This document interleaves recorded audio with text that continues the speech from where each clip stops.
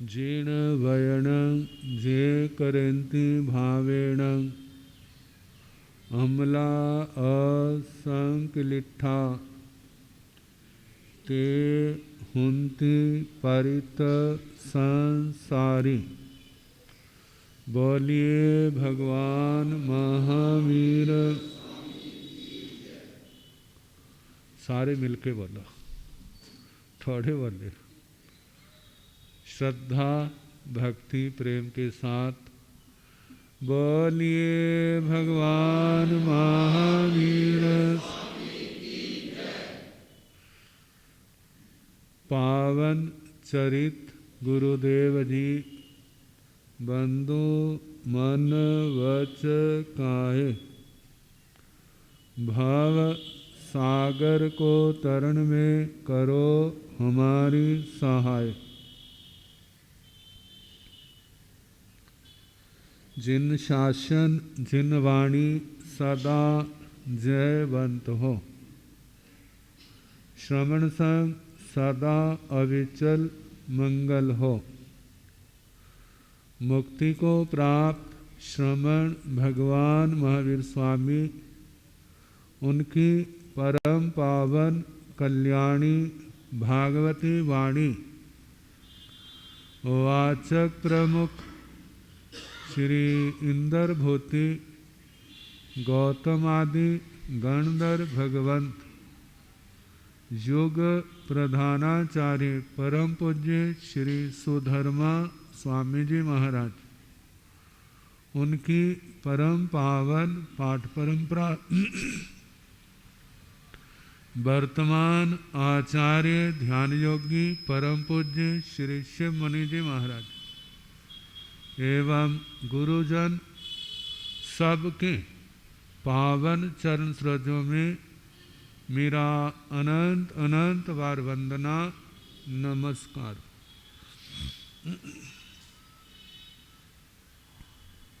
उपस्थित धर्म प्रेमी सज्जनों, माताओं तथा बहनों, आप जानते हैं दुनिया की जो जितनी अच्छी वस्तु होती है उसको पैदा करने के लिए, उसको तैयार करने के लिए उतनी ही ज़्यादा मेहनत करनी पड़ती है। बिना मेहनत के दुनिया की जो बढ़िया से बढ़िया वस्तु है वो नहीं मिलती। जिनको मिलती है उनकी पूर्व की कमाई होती है, पूर्व जन्म की। और वो लोग होते हैं सारी उम्र मेहनत की लेकिन मिला कुछ भी नहीं। मेहनत व्यर्थ तो जाएगी नहीं। कहते सारी आयु मेहनत की, मिला क्यों नहीं? क्योंकि पूर्व जन्म का अंतराय विशेष था। पूर्व जन्म का अंतराय विशेष था, इस करके पास आकर के भी उसको पा नहीं सका। और जब अंतराय हटा, मेहनत को भूल चुका है, अब वो चीज सामने आ गई।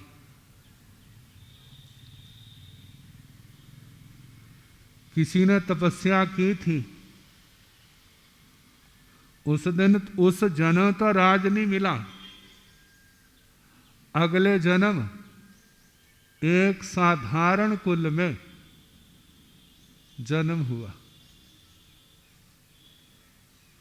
तो जो साधना तपस्या की थी साधारण कुल में जन्मने से खत्म थोड़ी होगी, वो तो उसके पास ही है ना। जब उसका टाइम आया उस पुण्यवानी का, उस तप को भोगने का, उधर से राजा काल कर गया। राजा का कोई उत्तराधिकारी नहीं। अब किसको बनाया जाए? बनने के लिए तो बड़े तैयार हैं।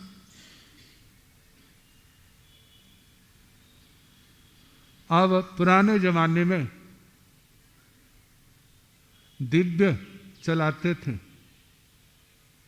कोई घोड़ा कोई हाथी तैयार करके चारों ओर घुमाया जाता।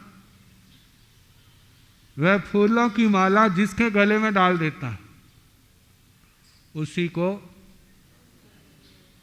राजा बना देते। अब उस हाथी को घुमाया जा रहा है और उधर से वो आ गया। कौन? जिसको पिछले जन्म में कुछ नहीं मिला था। लोग कहते ऐसे रोता रोता मर गया, कुछ नहीं मिला इसको। और जिस समय वो पास आया, हाथी ने जोर से चिंगाड़ लगाई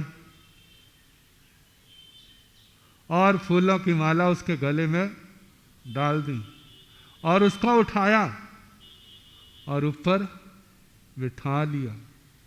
सब ने जय जयकारे लगाने शुरू कर दी। ये क्या हुआ?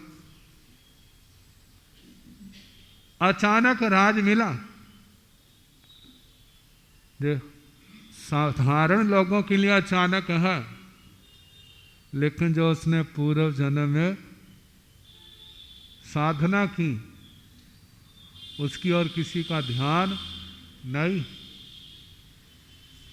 तो कहा जाता है कोई भी अच्छी वस्तु पाने के लिए उसके अनुरूप उस व्यक्ति को साधना मेहनत करनी पड़ती। जितनी बड़ी होगी उतनी साधना ज्यादा होगी। अब जो मिला है उसको पाने के लिए, उसकी रक्षा के लिए ध्यान भी तो रखना पड़ता है। फसल जब तक घर ना पहुंचाए तब तक संदेह बना रहता है। फसल तैयार है और बरसात ने आके रोड़ा अटका दिया। ऐसे ही साधना के मार्ग पर चलने वाले मुमुक्षु आत्माएं, उनके जीवन में भी ऐसे ही विघ्न बाधाएं आती हैं। लेकिन सफल कौन होते हैं? जिनका बल ज्यादा होता है। और असफल कौन? जिनका बल कम होता है। कई बार बल तो थोड़ा होता है लेकिन दिमाग ज्यादा होता है। ऐसे व्यक्ति ज्यादा बल वाले के ऊपर विजय पा लेते हैं। मनुष्य के अंदर ताकत ज्यादा है, शेर के अंदर है? किसके अंदर ज्यादा है? क्योंकि हमारे शेर के अंदर ज्यादा है। लेकिन मनुष्य अपनी सूझबूझ से क्या कर लेता? उसको पिंजरे में बंद कर लेता और बेचारा देखता रहता है। ऐसा ही युक्ति से बड़े व्यक्ति को अपने बस में किया जा सकता है। कहते कैसे किया जाता है? जानते हैं, एक और भाई है और कहना है, तो प्राय करके शारीरिक बल से मनुष्य में क्या है? ताकत ज्यादा होती है। लेकिन बहनों में कला है, भाइयों को भमीरी की तरह घुमाती है। कैसे घुमाती है? ताकत तुम्हारे अंदर है, कमाती कौन है? कौन कमाती है? ना को मुंह वाला। तुम अपनी इच्छा से 4 दिन दुकान में छुट्टी करके देखो वाला, तुम्हें घर बैठना मुश्किल हो जाएगा। जैसे ना हॉस्पिटल में पेशेंट जाता है तो बार बार नर्सें आती हैं, इंजेक्शन लगाती जाती, और उसके बाद पेशेंट सोचता जहां से कैसे भागे, कहीं तो बिना बताए क्या होंगे। और जिस समय घर में इंजेक्शन लगेंगे, भाई कहेगा घर में मन नहीं लगता, चलो जहां से। ये कोई नई बात नहीं है। महाभारत कितना बड़ा ग्रंथ है। एक बार की बात, द्रौपदी और सत्यभामा आपस में बैठी हैं, बात करने लगी। कहते द्रौपदी तेरे पास कौन सा मंत्र है कि 5 पांडव तेरी मुट्ठी में है? 5 पांडव कह देते ना, वह तो मेरी मुट्ठी में है, वह तो मेरी जेब में है, बोलते हैं ना। 5 पांडव तेरी मुट्ठी में है, हम 16,000 हैं, लेकिन वासुदेव को हम बस में नहीं कर सकते। तो मेरे को मंत्र बता दे। वो सारी उम्र क्या कहते जुतियां उठाऊंगी, जो कहेगी तेरा कहना मानेगी। तो द्रौपदी ने कहा मुंह पर हाथ रख ली, ऐसा दोबारा ना बोलना। कहते जो मंत्र यंत्र तंत्र टोने टोटके करते हैं वो सांप से भी ज्यादा भयानक होते हैं। कैसे होते हैं? वो सर्प से भी ज्यादा भयानक होते हैं। उनके ऊपर कोई विश्वास, और तो क्या घर वाले भी विश्वास नहीं करते। और एक बार पता चल जाए ना, किसी का बच्चे का सिर दुखने लग पड़ा, कोई कुछ होने लग पड़ा, कहते कर दिया उसने। किसके ऊपर ध्यान जाता है? उसकी नजर फिर गई है। अब सारे क्या करते हैं? उसको दवाई नहीं देते हैं। क्या देते हैं? बद दवाई देते हैं और गालियां भी देते हैं। अब जिसको सारे ओर से बद दुआएं मिल रही हैं, उस व्यक्ति की क्या दशा होगी? उसका अंत अच्छा नहीं होगा। तो कहा जैसे सांप पर विश्वास नहीं किया जा सकता, ऐसे उन लोगों पर भी विश्वास नहीं किया जा सकता। फिर उसके बाद भगवान तो कहते हैं उनका ना ये जन्म अच्छा, ना अगला जन्म अच्छा, ना उससे अगला जन्म अच्छा। उनके जन्म जन्म क्या हो जाते हैं? खत्म हो जाते हैं, बर्बाद हो जाते हैं। इसलिए ऐसा नहीं सोचना। कहते नहीं सोचो ठीक है, लेकिन परिस्थितियां तो मजबूर करती हैं। तेरे पास ऐसा क्या है जिसके कारण तू पांडवों को कुछ भी कह, तेरी बात को टालते नहीं। कहते जे मेरा समर्पण है। क्या समर्पण? मेरा समर्पण है। कहते समर्पण तो हमने भी किया है। कहते केवल देह का समर्पण है, आत्मा का समर्पण तो नहीं, मन का समर्पण तो नहीं है। आप सोचते हैं मेरा घर वाला मेरे अनुसार चले, तो उसको क्या सिर में खाज हो रही है कि घर वाली का गुलाम बने? क्यों बने? कहते मेरा समर्पण मतलब मैं उनका हर कहना मानती हूं। बाहर क्या करना है जो उनकी जिम्मेवारी है, घर के अंदर क्या हो रहा है, घर के अंदर क्या करना है, ये जिम्मेवारी किसकी है? कौन आया, कौन गया, किसको क्या देना है, किसने क्या दिया है और उसको क्या देना है, कितने वर्कर काम करते हैं, उनकी रोटी की व्यवस्था, पानी की व्यवस्था, उनके जीवन की व्यवस्था, सारी घर की जिम्मेवारी किसकी है? पांडवों की जिम्मेवारी नहीं है। उनको जो चाहिए उसी समय क्या है, कहते इतने लोगों के काम है, मैं अकेले थोड़ी करूंगी, कौन करेगा? करने वाले करेंगे, लेकिन इशारा किसका होगा? इशारा तो गाइड का होता है, जब प्रमुख है उसका दिमाग चलता है। घर की सारी व्यवस्था मैंने संभाली है और सुबह से लेकर के एक एक पल का सारा ही उसने क्या कर दिया, सुना दिया। कहते मिठा बोलो, किसी का बुरा ना सोचो, भला सोचो, सेवक बनो, मालिक नहीं। सेवक अच्छे लगते हैं और मालिक अच्छा नहीं लगता। क्यों? हर समय डांटता ही रहता है, डांटने के कारण वो अच्छा नहीं लगता। सेवक सेवा करता है इसलिए वो अच्छा लगता है। आप देखो भला, आपके घर बर्तन मांजने वाली, साफ करने वाली 5 दिन ना आए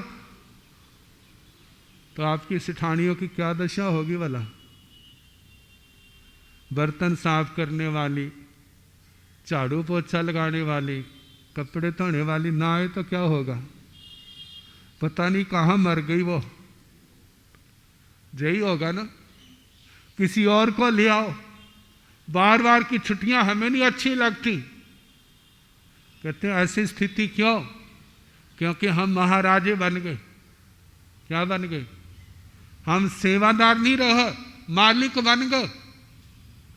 फिर मालिक क्या है? स्वयं भी दुखी और दूसरे को भी परेशान है। और जिसने सेवा करनी है उसका पहला तो उसका शरीर ठीक रहेगा, उसकी आदतें नहीं बिगड़ेंगी, उसके जीवन में शांति होगी।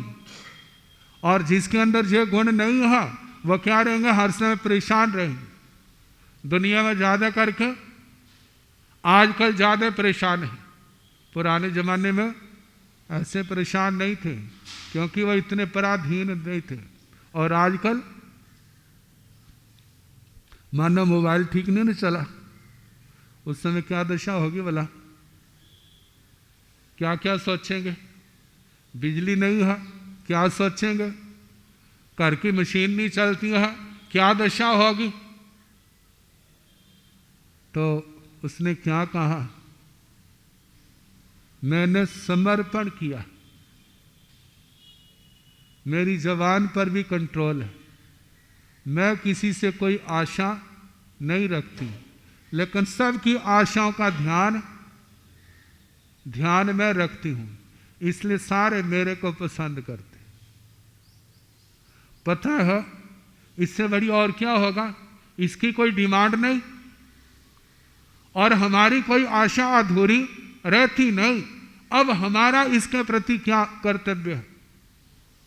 अब वो भी पूछते हैं द्रौपदी क्या चाहिए, क्या चाहिए, क्या चाहिए? कहते अभी कुछ जरूरत नहीं है, जब जरूरत होगी तो देख लो, सब कुछ तुम्हारा दिया हुआ। तो संसार की सर्वोत्तम वस्तु आत्मा को कैसे मिलती?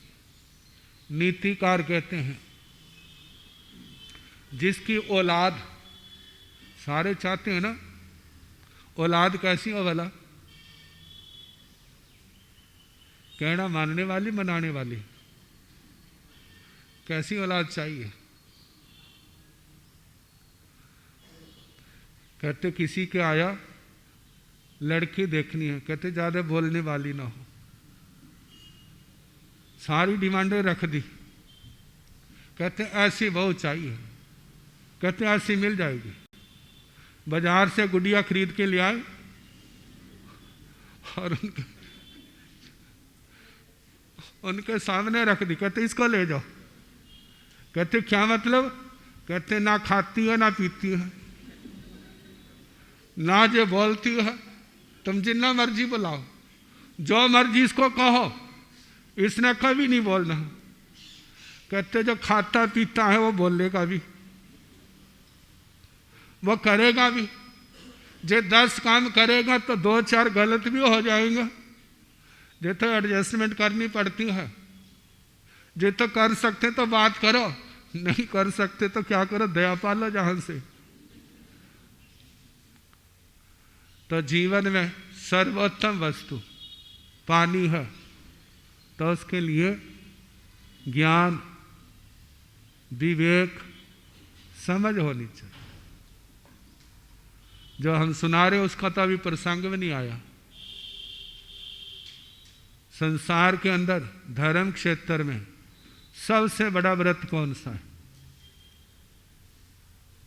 जिसके कारण तीनों लोकों में पूजा जाता है, ब्रह्मचर्य। आचार्य श्री सुधर्मा स्वामी जी ने आर्य श्री जम्बू स्वामी से कहा, तवे सुवा उत्तमम ब्रह्मचर्यम। तपस्याएं बहुत हैं दुनिया में, लेकिन ब्रह्मचर्य के समान कोई तपस्या नहीं। कहा किसी के अंदर कितने व्रत क्यों ना हो, और जिसका ब्रह्मचर्य सुरक्षित नहीं है, कोई उसके ऊपर विश्वास नहीं करता। और कहा जाता है साधु साध्वी के लिए लॉज तो साल में 1 बार है, 2 बार है, लेकिन ब्रह्मचर्य का बोझ वो सारी आयु का है, जो उसको निभाना है। निभाएगा, तीनों लोकों का मालिक बन जाएगा, तीनों लोकों का पूजनीय बन जाएगा। और नहीं निभाएगा तो दर दर की ठोकरें खाएगा। इसके होने पर सच्चा ब्राह्मण है, इसके होने पर सच्चा ऋषि है, इसके होने पर सच्चा श्रमण है, सच्चा साधु है, और इसके नहीं होने पर कुछ भी नहीं। जे है तो सब है, जे नहीं है तो कुछ भी नहीं। तो 8वां परिचय कौन सा है? स्त्री परिचय। अब जानते हैं जो है, क्योंकि हमारी देशना पुरुष प्रधान है, लेकिन जैसे धर्म का रास्ता पुरुष के लिए खुला है, ऐसे धर्म का रास्ता बहनों के लिए भी क्या है? खुला है। जैसे पुरुष के लिए स्त्री भय का स्थान है, ऐसे स्त्री के लिए पुरुष का संग क्या है? उसके लिए भय का स्थान है। वहाँ विवेक की जरूरत है। यदि विवेक रखेंगे तो दोनों सुरक्षित रहेंगे, और विवेक नहीं रखेंगे तो कोई भी सुरक्षित नहीं रहेगा। अब इसके संबंध में आज तो इतवार नहीं है, कल जैसे मौका होगा सुनाने का प्रयास